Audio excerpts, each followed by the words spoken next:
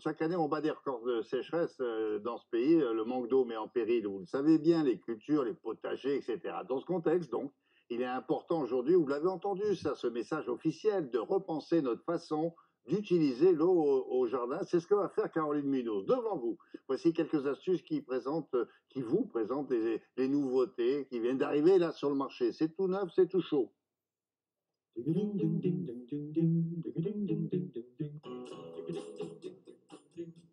Alors, l'action numéro 1, pour faire des économies d'eau, on fait d'abord attention à l'arrosage. Je suppose qu'on commence par là. Bonjour, Caroline.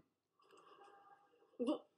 Bonjour William, effectivement on commence par l'arrosage, c'est essentiel. Alors aujourd'hui je sais qu'il pleut dans l'ensemble de la France, mais ne vous inquiétez pas parce que je vais vous donner des astuces pour économiser l'eau cet été parce qu'on sait que la sécheresse touche beaucoup de régions. Alors ça commence déjà par effectivement l'arrosage et pour cela il existe ce qu'on appelle des oyas. Alors les oyas c'est quoi? Eh bien ce sont des petits pots en terre cuite comme ceci et en fait c'est micro-poreux, ça veut dire que ça va diffuser l'eau par capillarité. Donc vous prenez ces oyas, on en trouve dans le commerce très facilement, vous les remplissez d'eau, vous mettez le petit couvercle dessus pour pas que ça s'évapore ou que les feuilles aillent à l'intérieur et vous enterrez votre oyas dans la terre et ça va comme ça diffuser l'eau tranquillement. Si vous ne voulez pas en acheter, vous pouvez la fabriquer vous-même, c'est assez simple. Pour cela, vous prenez des pots en terre cuite que vous trouverez dans le commerce. Ces pots en terre cuite ont toujours un trou au fond, vous le savez, donc là vous le bouchez avec un bouchon en liège ou autre et ensuite vous mettez la coupelle dessus et c'est le même principe, vous les enterrez et vous êtes tranquille. Donc ça c'est le premier conseil qu'on peut vous donner, vérifiez l'arrosage et plantez des oyas dans votre terre, ça va humidifier votre sol.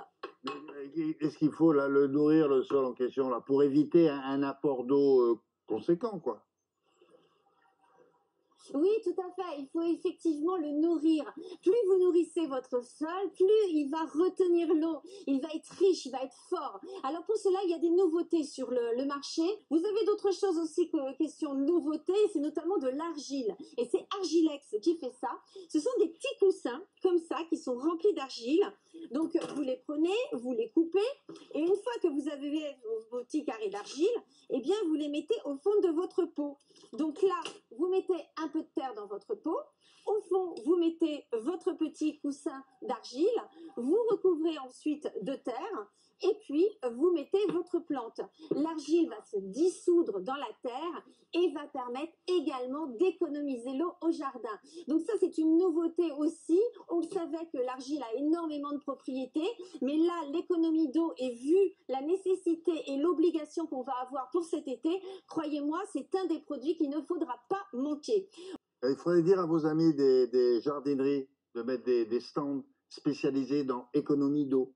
Et comme ça, on groupe tous les objets que vous venez de parler, hein, dont vous venez de parler là. Merci beaucoup, Caroline. Tout à fait. Allez.